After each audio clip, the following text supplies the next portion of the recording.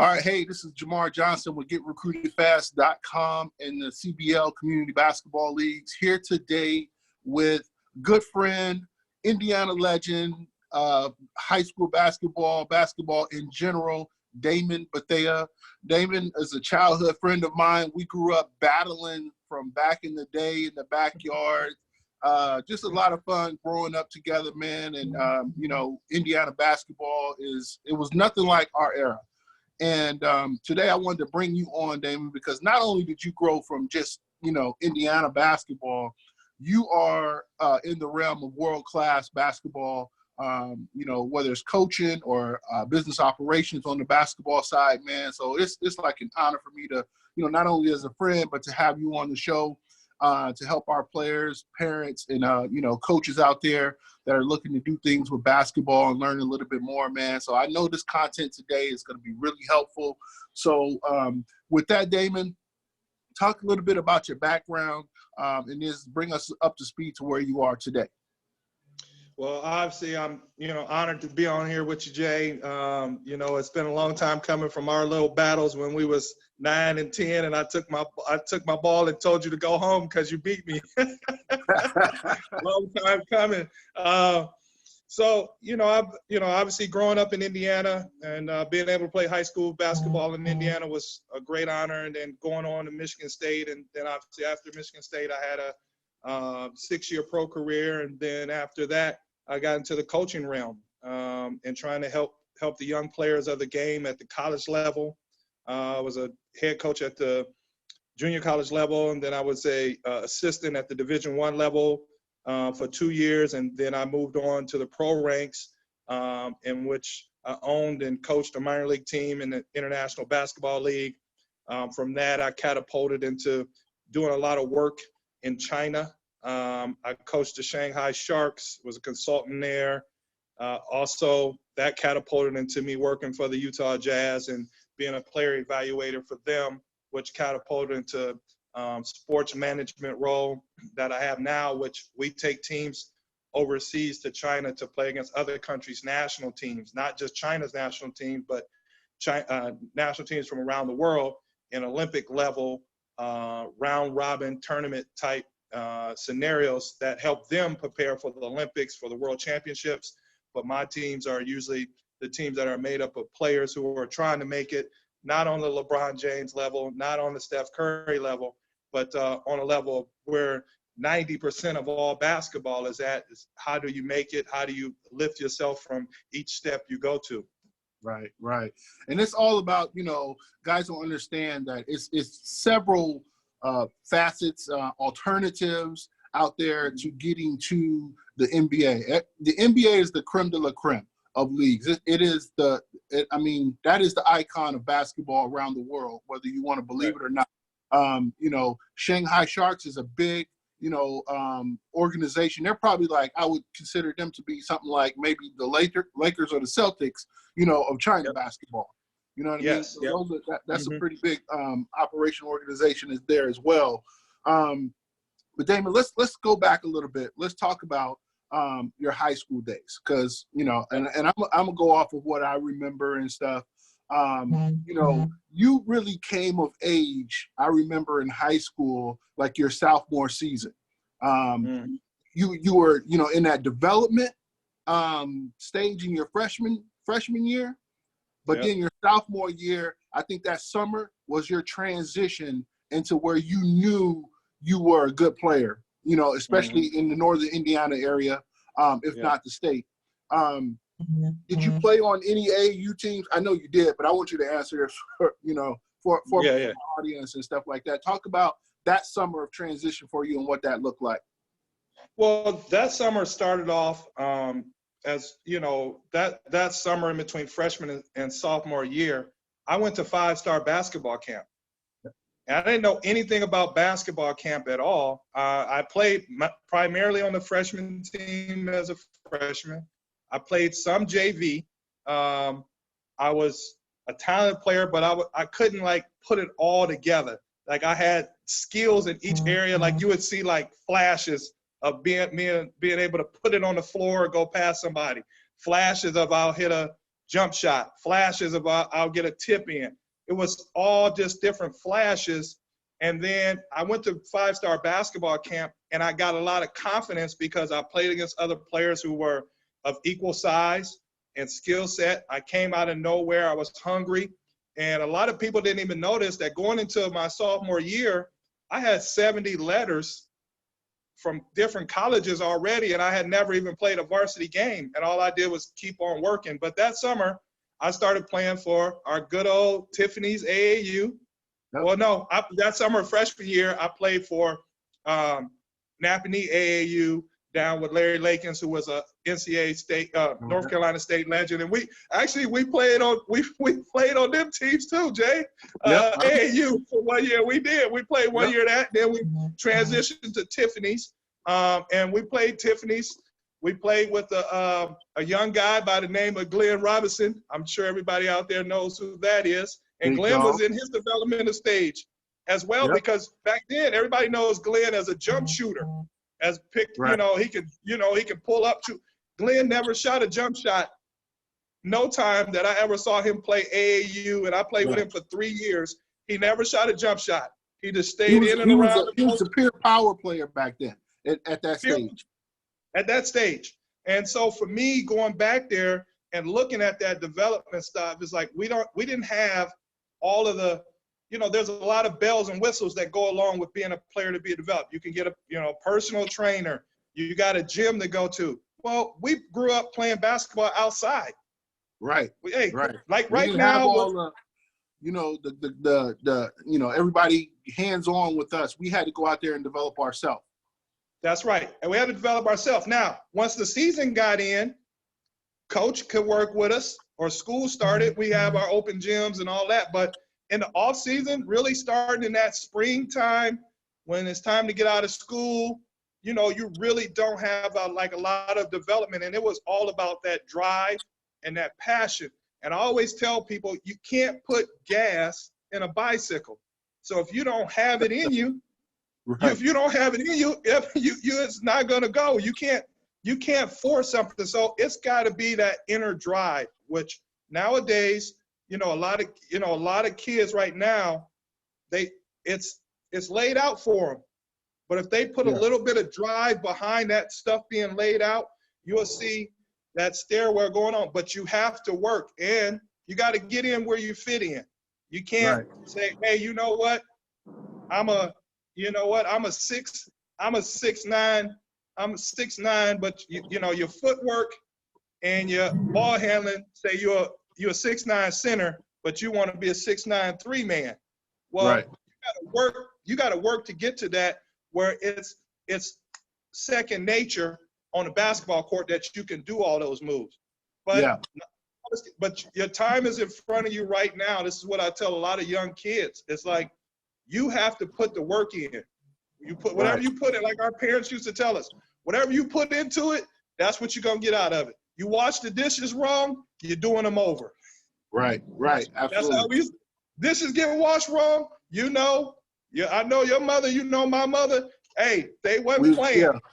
Hey, you ain't going outside until you get it done right. That's right. The work is twice as hard if you don't do it right the first time. So do it right the first time.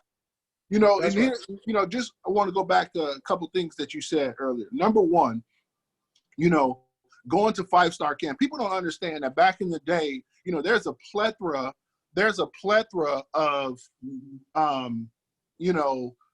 exposure basketball camps out there today. You know what I mean? That kids can go to and all this kind of stuff. And they say, you're going to get seen by this and this and all of this.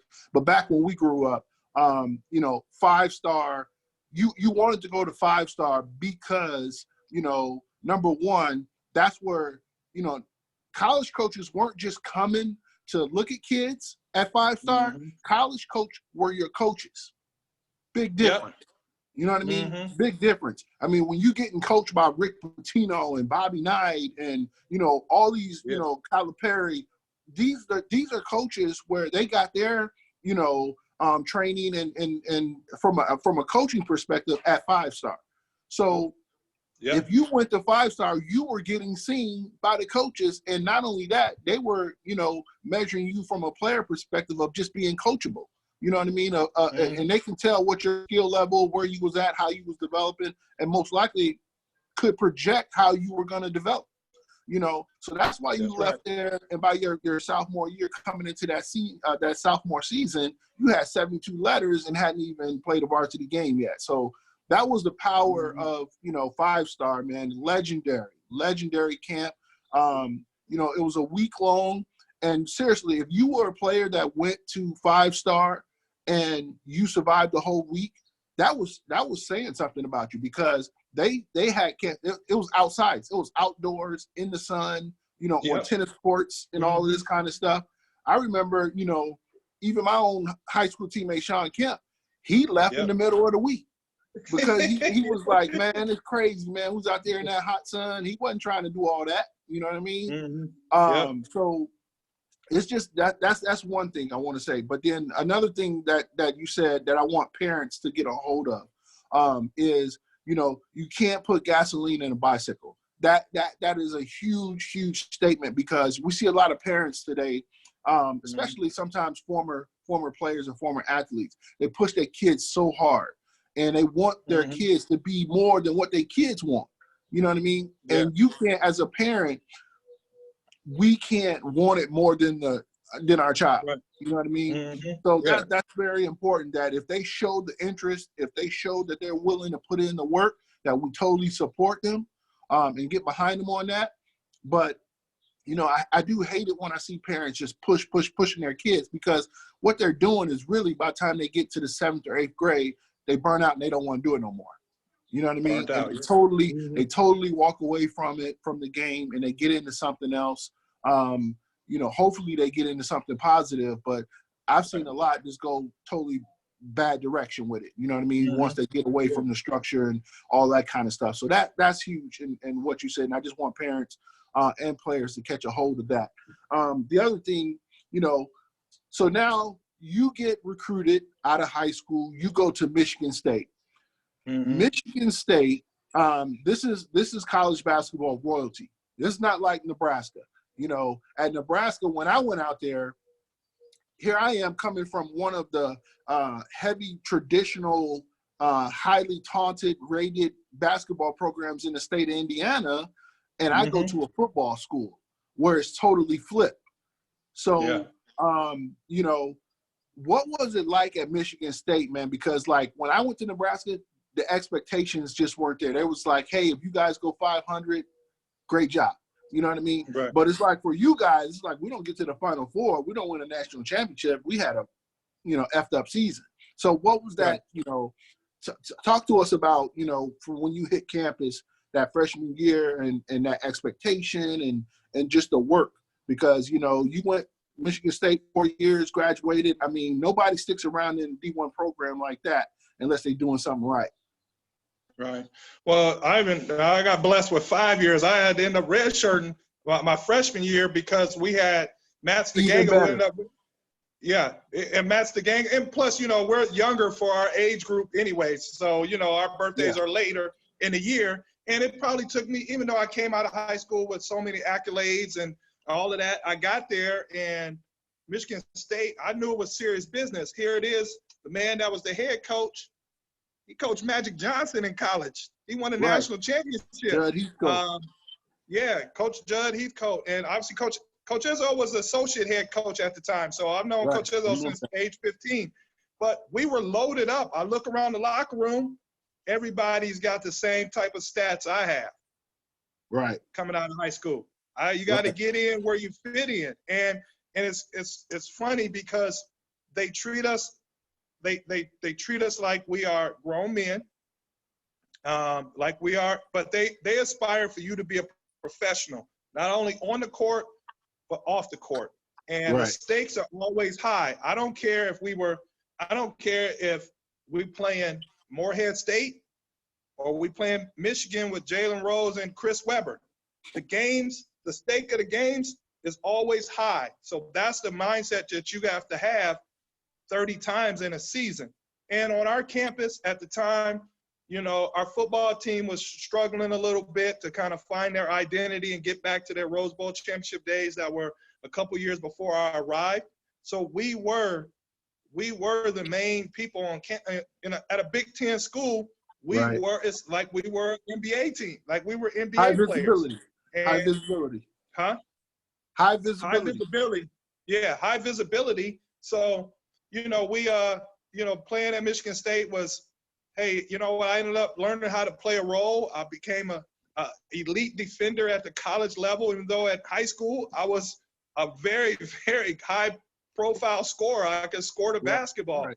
But I learned how to play, and it wasn't even so much about learning how to play defense. I had it in me already because of the way we're taught in Indiana high school basketball. It was just about accepting a challenge every single night. Right. You know, tough matchups. Your teammate, Eric Petakowski, you know, hey, you got to check. That dude could play, you know, Jalen Rose one night in the NCAA tournament. You playing against Grant Hill. You playing against Michael Finley. You know, it was who's who. Arturas Kanishevas that played at Seton Hall. That dude gave me 2 fouls so quick in the NCAA tournament, I didn't even know the game had started yet. I said, man, this dude, Garden Glenn. Glenn moved to a small forward, you know, power forward in college. Garden Glenn in college, you know. So it's Brian Evans, who was Big Ten Player of the Year, who was, you know, on the AAU team, you know. So all those different matchups and learning how to, you know, and just, you know, using your skill set to get in where you fit in, where I was really needed to be a defender on those teams. And I played with some great players there, man. You know, I played with absolutely backcourt.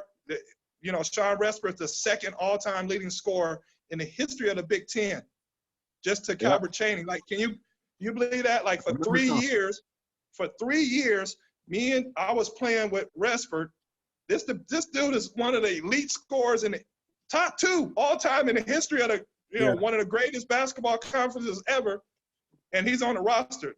You got to figure it out. If he's on the roster getting shots up, you better figure out what you got to do to help the team win, because you ain't about to get them shots, little mister. Yeah, Sean Respert, man, I remember him because, you know, we played against you guys when I was in Nebraska. We played Michigan State a couple times. But Sean Respert, he was definitely Mr. Buckets. You know what I mean? He was a prolific scorer in college and a great player within his own rights and stuff. You know, Damon, man, so, you know, I know Izzo, I mean, not Izzo, but Judd Heath coaches your coach your freshman year, then Izzo takes over.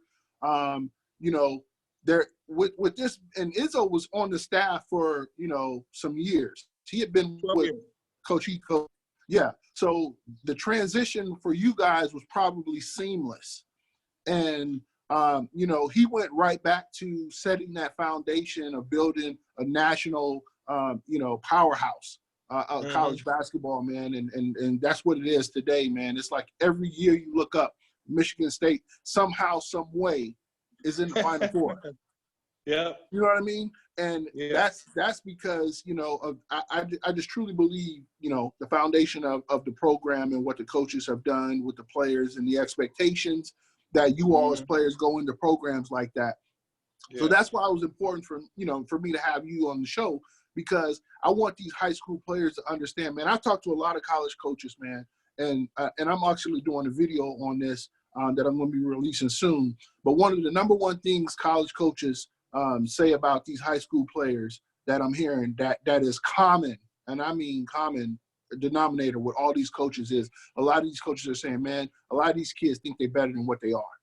You know what I mean? And they don't understand that, you know, you can be all of this in that 2-minute video clip, but when you get on campus, guess what? I got 13 other guys that was just like that. You know, I got 13, 15 other guys is just like that. And then it becomes a head game, you know, where really only the strong survive, because a lot of these guys that come in with that mentality, they not used to it and they can't deal with it. So what they do, they transfer out. You know what I mean?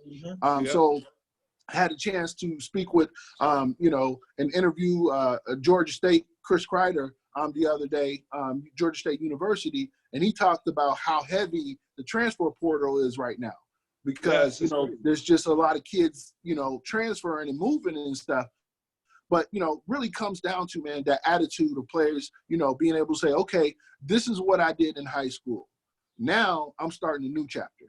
All of that's done and gone. It's a new chapter now. Now I got to soak up all of this information on the college level from this program and what I need to learn to be successful here and all of that. So I appreciate you sharing that, information about, your experience and just kind of like what high level, iconic programs, what their expectations are going to be for players coming in and stuff.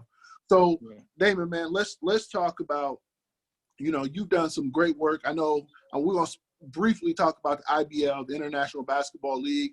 I'm just going to say it for you. You had the top team in the history of the league, in my opinion. I followed that league for a long time, and I watched the teams and stuff. I mean, you led the league in attendance. You led the league in winning games. You won, I think, two or three championships while you were there. I'm sorry, two. Yeah, so 2 championships. Yeah, you know what I mean? And you brought life back to our little city of Elkhart, Indiana, and I never seen, we hadn't seen basketball participation like that since probably like when we were in high school in the 90s. That's right. Sell out crowds and all of that kind of stuff. So people were just really yearning for basketball at that time. So you have a good, successful IBL tenure. Then you move on to on the international level. All right. So, and this is where I want to, talk about this for our international players or our players looking for overseas opportunities and stuff. Those guys coming out of college. What is the first thing you tell those guys? Check your ego at the door. Because when we're going over there, my thing is when I do it internationally now and we go play other countries' national teams, well, for one, the other national teams have an advantage over us. They've been together for a long time. I got you guys. I had those guys for 2 weeks. And if you check your ego at the door, and this is why I say that, is because I have conversations with players even prior to. Why do you think you're being overlooked? What is it that you're trying to get? Where are you trying to get to? Well, if they're complaining about, man, I never get a chance, I never get an opportunity. Well, guess what? Here's your platform of platforms. The closest thing that this right here, well, you play well in these 2 weeks, I can guarantee you're going to get a job because guess what? Even if there's only minimal, every team has coaches that coach in the pro leagues on their staff, every single national team that we play. Right. So now you're being seen up close and evaluated in person for 2 weeks. On top of that, where can you get any film like this at? You can't get any film like this playing anywhere else. You're playing against national teams. Now you can take this, and we help guys want the film, they can get the film. We help them out with that. We get all our games are filmed and put onto our USBs. And now you can send that link to any team in the world. Take a look at me. Instead of, nobody want to see you crossing somebody over at the YMCA. Right, exactly. Hey, you cross me over at the YMCA, you 25, I'm in my 40s, you cross me over and make a bucket, hey, good job, dog, but guess what? We still at the YMCA, player. So those are some of the things that I tell players, but I create a platform, and I shouldn't say just how we've been able to build this up, and we, carried a lot of things that I did with the Elkhart Express into this, because we went international underneath the Express moniker at first. That's how I built the rep. And we were running teams out the gym in the CBA back before the CBA team could even play against the NBA teams. We were beating them teams by 50 and 40 points. They didn't have their Americans, but with their Americans, I believe the game still would have been 25 points because those Express teams were very good, good teams. And so it's so crazy. My best team I ever had, we didn't even win the championship that year. That's how good those teams were. Wow. And that was our last year. Let me ask you this. So you're doing a lot of work with teams on an international level, coaches and all of that kind of stuff. What is like the first thing they ask you about a player that they're interested in? Well, the first thing they ask me, they ask is the player crazy or not? Really, actually, they're crazy. Basically, in a nutshell, is he a good locker room guy? That's right. Because you know what? Just like anywhere else where we go, the older you get, usually your demands as a basketball player become lesser. The NBA, everybody thinks, man, I got to score to get into the NBA. No, you got to find a role that you're good at to get into the NBA. Hey, there's only one LeBron. There's only one Steph. There's only one Steph Curry. There's only one Kawhi Leonard. Those guys, those are the go-to guys. Right. You got to find out how you're going to beat out those complementary players to the premier guys. That's where you fit in at. Right. You coming in the NBA as a role player. You not come. They got enough people that can score 20 points a game. Right. Are you going to be able to defend that guy that's scoring 20 points a game? So the international teams are looking for that same type of strategy when they're scouting players. Is this a guy that's going to fit into a role that we need? That's right. Whether it be the role of being a scorer or whether it be a role of, like, I need a rim protector, I need a rebounder, to complement. Like, so each team normally getting 2 Americans. Now they're extending Americans in different platforms. Germany, you can have like 5 Americans. Italy, you can have, whatever your budget can pay for. But do you fit that role that these teams are looking for? Are you, and I always tell guys 3 things. And this goes from high school players, this goes for college players, and this goes for pros.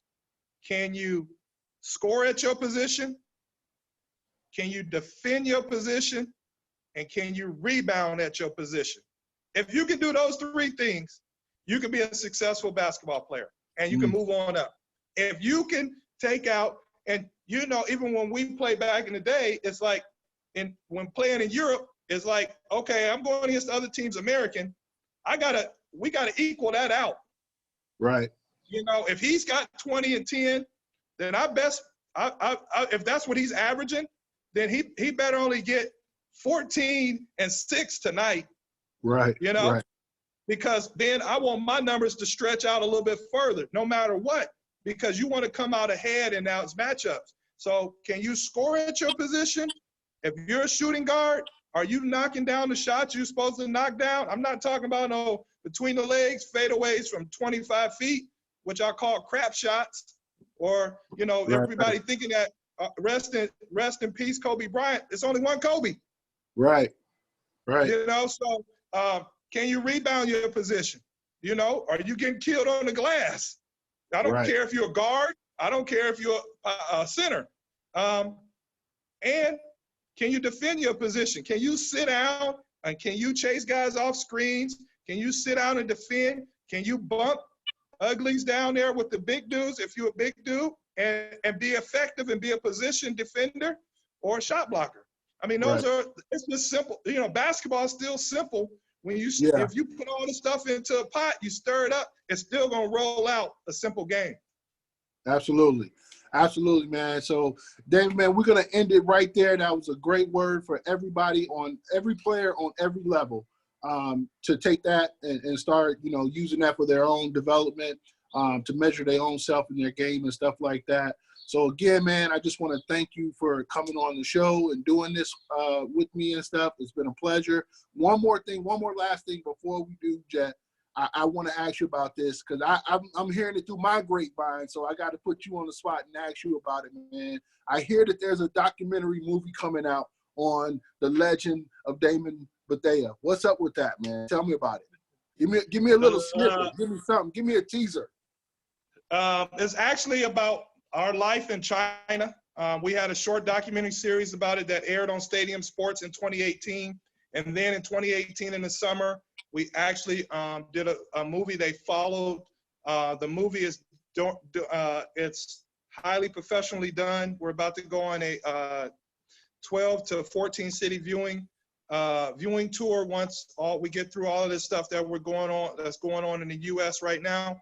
But yes, it talks about how we created World Vision Sports and how it's grown. And it also follows the lives of three of the players that are on this particular roster. And one kid's from Chicago, Kyle Davis. His upbringing. Then there's another kid that's from Toronto, but he played at Wichita State, CJ Loeffel, but he's from the Congo. Talk about his mother's ailing during this whole time. Then we got Vachil Fernandez, who played at Valpo, was the defensive player of the year in college basketball in the NCAA. He grew up 15 people in a one-bedroom house in outside of Kingston, Jamaica. And just a lot of these guys had the same stories. Some of us we grew up in single parent homes. A lot of the kids that I have, it's not the end of the world. Obviously we know that. We're examples of that. Life goes on. You gotta, but that is the premise. And then we're in this event that the Chinese told me that if I didn't win the event, they weren't going to invite me back to this particular event. It was 8 nations, so it was 6 national teams, us, and the Sydney Kings that are in this event. And it's for money, and we did a movie on it. So there's Nigeria, there's Iran, there's Poland, there's their national teams, China, Germany, and Ukraine that particular time. So we're going on a national viewing tour, 12 to 14 cities. And it's a blessing. We didn't come a long way from playing in the backyard, back of my grandmother's yard, the self-proclaimed hoop. And just so you know, during that time, Jay, that we played one-on-one, it does not count because I didn't even know the rules of the game. I didn't know the rules of the game yet. I was just testing it out. No.